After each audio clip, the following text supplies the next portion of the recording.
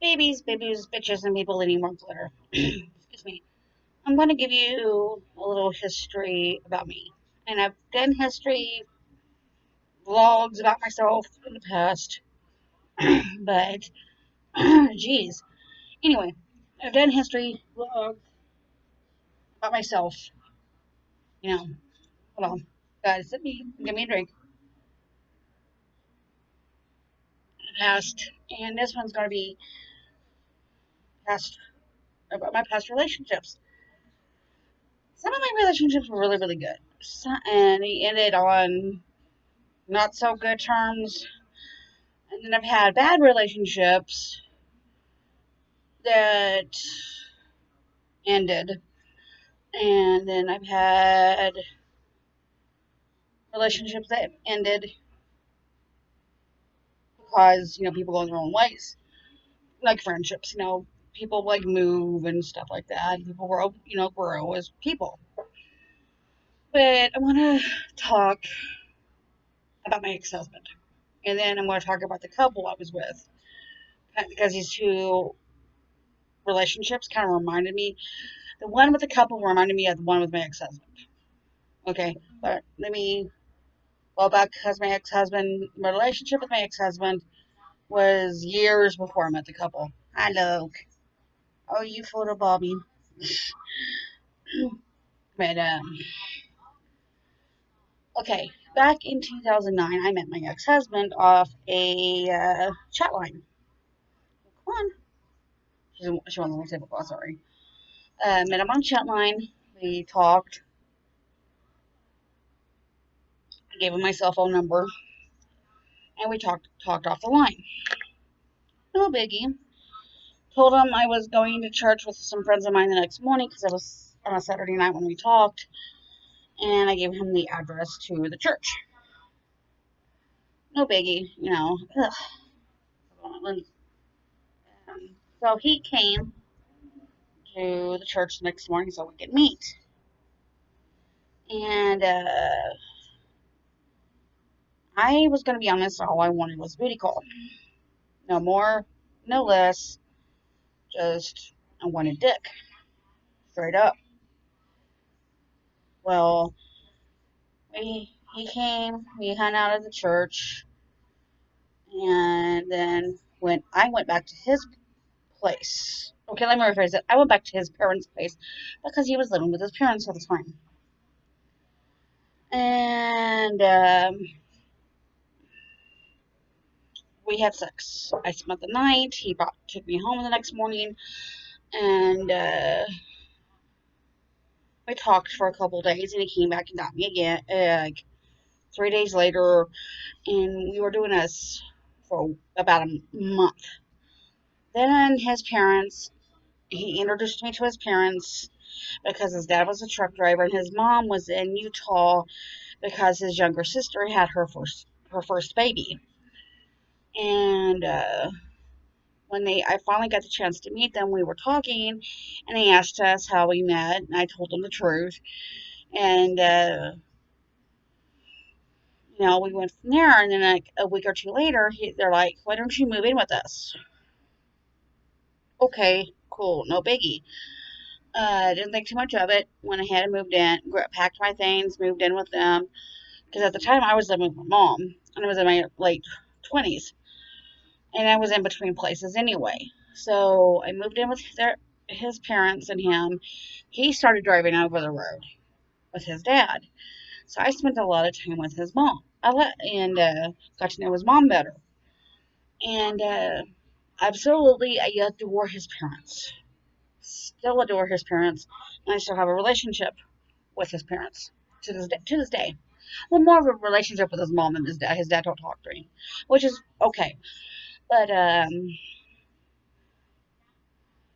they we met. Okay, we met in June of '09. I moved in the middle of July of '09, and then like right after his birthday, which is at the beginning of August, I proposed, thinking, okay, he'll say no. Ron, Ron Jen, bad move. He said yes. So I tried planning the wedding. Everything, and I mean everything. I was trying to plan. He said no on colors. I wanted black, purple, and white. He fought me on the colors. He fought on how many people I wanted to be in the wedding with us. I wanted my brother to be in it. I wanted his brother, my brother, to be in the wedding, and I wanted my sister-in-law and his sister-in-law, my niece and nephew and his nephews and stuff like that, all in the wedding. I wanted to, he just fought me on everything. Fought me on the location. Fought me on just everything. Um, like what type of cake we want to have, and just everything. It was just a cluster. So in November, no, so in October of 2009, I find us an apartment, and this was after living with his parents from July until October, living with my mom, but moving in back in with my mom for about a month. I find an apartment for us. We pack our stuff. I pack my stuff that's at my mom's house, his stuff that's at his parents' house. I pack. His mom and dad helped me pack his stuff. I packed our stuff to help to move into this apartment. He wasn't going to come in off the road. I'm not going to do it. His dad talked to his dispatcher and go bring him home because at this time his dad came on. Was too sick to be driving a semi truck, so his dad came home, and then his my ex husband and his co-driver came in. It took my brother, his best, my ex husband's best friend, my brother's best friend, two of my friends, and me and him to move everything in. And I mean, he just fought me on everything on the wedding. We moved in a year and a half, almost 2 full years we were together. Okay, we were together for 2 years, and we were married for a year and a half before we got divorced. In the time that we were together, from June of '09 into the divorce in November of 2011, we moved 10 times. 10 times. That's me moving from my mom's to his parents, back to my mom's, to the apartment. Okay, I'm going to cut this out. To me moving to his parents, back to my mom's, into the apartment, okay, to his parents. We moved, he lost a job. We moved back to his parents, moved back to my mom's, moved back to his parents. Okay, so it wasn't quite, and then we divorced. So I moved into a friend of mine's house. Okay, they they got evicted from their home. I moved again, 8. There's 8. Okay, I moved back into Springfield, my hometown. So now I'm in 8. So okay, so it was 8 times for me, not 10. Okay, I was like, let me count this up. So it was 8 times that I had moved in a 2 year period. Okay, became homeless after the divorce. So while I was homeless, I got my GED, got it into college, started my YouTube channel, got myself a job, got myself my apartment in a 2 year period. Little baby steps from becoming homeless into moving into my apartment, but it was baby steps. Okay, now I'm going to talk about the couple I was in a polyamorous relationship with. Well, sorry. This is what made me think of my ex-husband. I met them in September of last year. Met them through a mutual acquaintance, and they wanted me to come up to visit them in the town they live in. And I'm like, I don't have a car. I never have had a vehicle. I have never wanted to drive. I live in a town that has a bus system. So if I need to go somewhere, I'm like, oh, I gotta go to the store. Get the bus. Oh, I have to go to work. Catch the bus. Oh, I have to go to a doctor's appointment on the bus to do whatever I have to do. So I'm like, why don't you guys come down here and we meet in public? And they did. They met me in a coffee shop.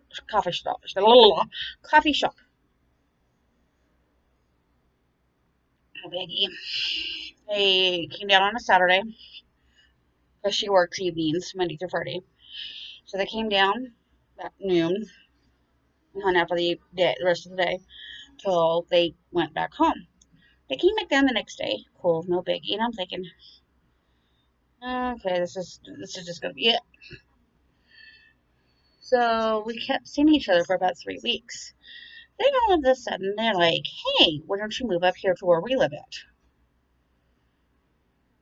I was automatically going to say no, but I was nice to go, let me think about it.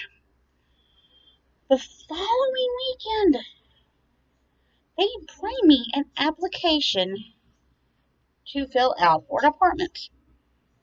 After the week before, I told them, let me think about it. Which, I'm like, okay, no biggie, let's put it on my kitchen table. I went on about it all weekend. Next day comes around, the guy, the ex-boyfriend was like, fill it out. Excuse me? Fill out the application, I can turn it in for you tomorrow. Pissed me off, because I told them straight up, let me think about it. I was mad. I got mad. And I didn't, right then and there, I'm like, no. Warning sign, red flag, straight up. Like, no. And so I'm like, fine.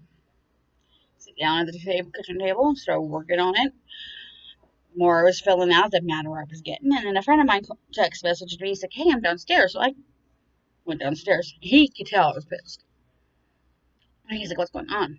Told him. So he comes upstairs and he's like, don't you fill it out? Stop while you're ahead.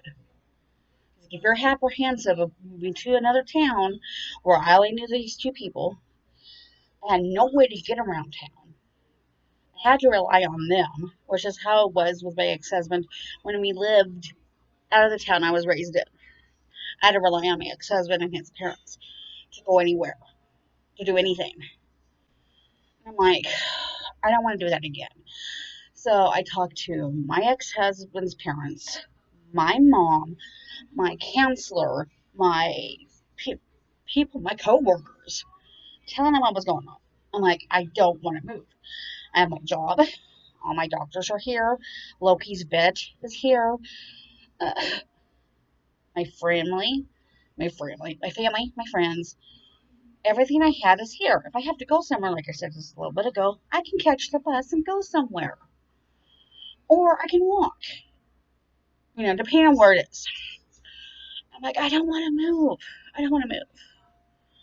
I told them. So what information I had on this application, I took a black permanent marker and started, covering it up information. And then when they came back down the next week, and I handed them the application with the markouts, and they're like, I go, I'm not moving. I go, I told you all to let me think about it. You all went ahead and got me the application without talking to me about it. I told you to let me think about it. Since you went ahead and jumped the gun and got me an application, I'm not moving. I hurt their feelings. Tough. Don't force me into doing something. And I've talked about how we broke up at a past video, so I'm not going to go into the breakup. But I want to let you know, hey, this is what I was thinking. This is how I was feeling about these two relationships. Okay, I'm like, ugh. So if you're in a relationship, be careful. If one relationship is looking like a past relationship you have, warning, pay attention to the red flags because your mind's telling you, warning, warning, warning. You're repeating history. Warning, warning. So that's what I was wanting to do. Okay, I love you guys. I will talk to you later. Have a good week.